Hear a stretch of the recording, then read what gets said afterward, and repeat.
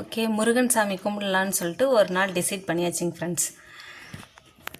அப்போ ஒரு டவுட் வருது, நம்மளால் ஏற்கனவே வந்து இது பிரதோஷ விரதம் இருந்துகிட்டு இருந்தேன். அப்புறம் என்னோட குலதெய்வத்துக்கு விரதம் இருந்தேன். ப்ளஸ் வந்து சித்தர் சாமி ஒன்று கும்பிட்டுட்டு இருந்தேன் ஃப்ரெண்ட்ஸ். அதுக்கும் விரதம் இருந்துக்கிட்டு இருந்தேன் ஃப்ரெண்ட்ஸ். சரி, நம்மளால முடியாதுன்னு மறுக்க ஒரு டவுட் வருது. அப்போ யூடியூப் சேனலில் ஒரு வீடியோ பார்த்துட்டு இருக்கும்போது ஒரு அண்ணா சொன்னாங்க, நீங்கள் முருகன் சாமியை கும்பிட்றதா இருந்தால் நீங்கள் உங்கள் வீட்டில் வந்து உங்கள் ஃபேமிலி மெம்பர்ஸ் வந்து அவங்க வழியில் வந்தவங்க பேர் வந்து முருகன் பேரில் இருக்கும் அப்படின்னு சொல்லி சொன்னாங்க. சரி, நம்ம அதையும் டெஸ்ட் பண்ணலான்னு சொல்லிட்டு இப்படி பார்த்தாக்க என்னோட அம்மாச்சி தாத்தா பேர் வந்து முருகம்பாள் முருகையா. எங்கள் மாமனாரோட அப்பா பேர், எங்கள் மாமனார் பேர், அவங்க குடும்பத்தில் எல்லாத்து பேரும் வேலாயுதம், ஜெயவேல், இந்த மாதிரி எல்லாம் முருகன் பேராக தான் இருந்ததுங்க ஃப்ரெண்ட்ஸ். ஓகே, நம்ம முருகன் சாமி கும்பிடலான்னு சொல்லிட்டு டிசைட் பண்ணியாச்சு. ஃபஸ்ட்டு சஷ்டி விரதம் இருக்கலான்னு ஒரு நாள் டிசைட் பண்ணிவிட்டு வீடு வாசல் ஃபுல்லாக கழுவிட்டு மறுநாள் விடிஞ்சால் சஷ்டி விரதம் இருக்கலான்னு முடிவு பண்ணியாச்சுங்க ஃப்ரெண்ட்ஸ். ஓகே, அப்புறமா வந்து திடீர்னு எங்கள் வீட்டுக்காருக்கு ஒரு ஃபோன் வருது. இந்த மாதிரி அவர் படித்த காலேஜில் அவங்க சாரோட பொண்ணுக்கோ யாருக்கும் கல்யாணம்னு சொல்லிட்டு ஒரு ஃபோன் வருது. நீ கண்டிப்பாக வரணும், ஒரு பார்ட்டி வச்சுருக்கோம் அதில் அப்படின்னு சொல்லி சொன்னாங்க. இவர் உடனே வந்து என்கிட்ட சொல்கிறார், இது மாதிரி நான் வந்து கன்னியாகுமரி போகிறேன், எங்கள் ஃப்ரெண்ட்ஸ்லாம் வர சொல்லியிருக்காங்க, சார் ஃபோன் பண்ணியிருக்காங்க, அதனால் நான் போகிறேன்னு சொல்லிட்டு இவர் வந்து கிளம்புறாரு. எனக்கு செம்ம கோவம். வேறு நம்ம ஃபஸ்ட்டு சஷ்டி விரதம் இருக்கிறோம், ஒரு முருகன் கோவிலுக்கு போகலாம், அல்லது நம்ம விரதம் இருக்கிறோம் நம்ம கூட இருந்து சாமி கும்பிடலாம், அப்படின்லாம் எதுவுமே இல்லைங்க ஃப்ரெண்ட்ஸ். அவர் பாட்டுக்கு கிளம்புறாருன்ட்டு எனக்கு செம்ம கோவம். நான் போய் கேட்டேன், ஏங்க இந்த மாதிரி ஒரு கோவில் போவோம், எதுக்கு கோவில் போகலான்னாலும் அவர் வரமாட்டார். அவருக்கு பேசிக்காக இந்த சாமி கும்பிட்றது விரதம் இருக்கிறது அது எதுவுமே பிடிக்காது. ஏன்னா எங்கள் மாமனார் வந்து சாமி கும்பிடல, அவர் சின்ன வயசுலேயே சண்டை போட்டு வெளியில் வந்ததுனால அவர் வந்து அந்த சாமி மேலெல்லாம் பெரிய பற்றுலாம் கிடையாது. அவர்கிட்ட வளர்ந்தனால இவரும் கொஞ்சம் பற்று இல்லாமல் தான் இருப்பார் எப்பொழுதுமே. சரி, எங்கள் மாமனாரோட கதை பெரிய ஹிஸ்ட்ரி, அது இன்னொரு நாள் நான் சொல்கிறேன் உங்ககிட்ட. அப்புறமா சரி அப்படின்னு சொல்லிட்டு எங்கள் வீட்டுக்கார் வந்து இது மாதிரி நான் கிளம்புறேன்னு சொல்லி என்கிட்ட சொல்கிறாரு. எனக்கு செம்ம கோவம். சரின்ட்டு இது மாதிரி கோவில் போகலான்னா வரமாட்டேங்கிற, இதுக்கு நான் மட்டும் நீ கிளம்பி போகிற, இங்கேருந்து எவ்வளோ தூரம் கன்னியாகுமரி, அங்கே நான் மட்டும் நீ போறியான்னு சொல்லி எங்கள் வீட்டுக்கார்ட்ட கேட்டதுக்கு உடனே எங்கள் வீட்டுக்கார், எப்போ வெளியே கிளம்புனாலும் உன்னோட இதே பிரச்சனை தான், எங்கே கிளம்புனாலும் இதே டார்ச்சர் தான் அப்படின்னு சொல்லிட்டு எனக்கு கண்ணா பின்னான்னு திட்டுறாங்க ஃப்ரெண்ட்ஸ். திட்டினாலும் எனக்கு தெரிஞ்சதெல்லாம் கண்ணீர் மட்டும்தான். அழுகிறேன். இன்னும் நிறைய திட்டினாருங்க ஃப்ரெண்ட்ஸ்.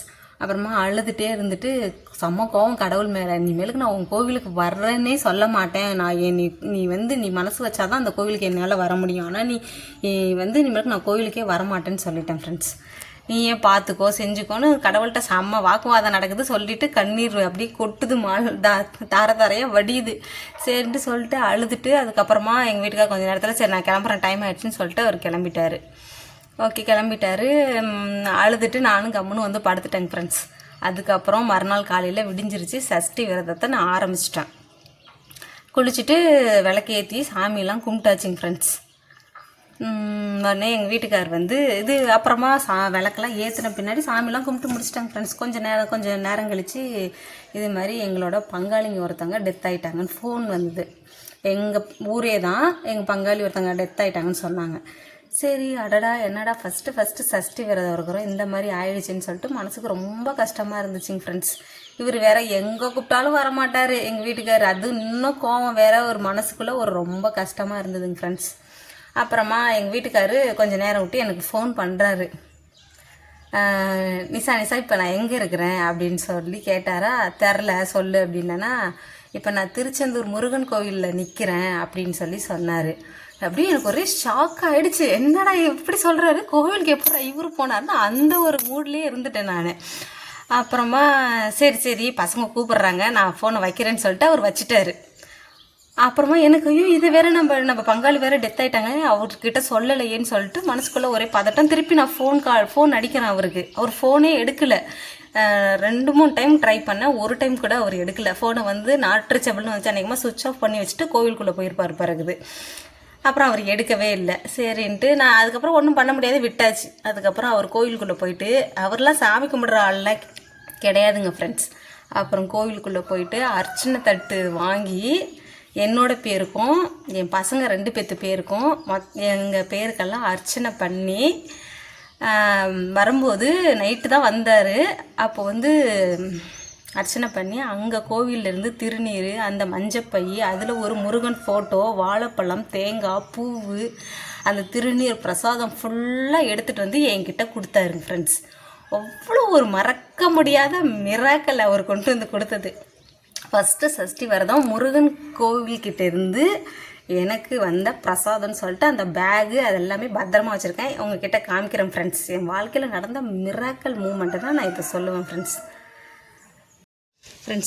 இந்த பையில் தான் எங்கள் வீட்டுக்காரு அந்த அர்ச்சனை தட்டு, பிரசாதம், வாழைப்பழம், தேங்காய், திருநீர் எல்லாமே வாங்கிட்டு வந்தாங்க.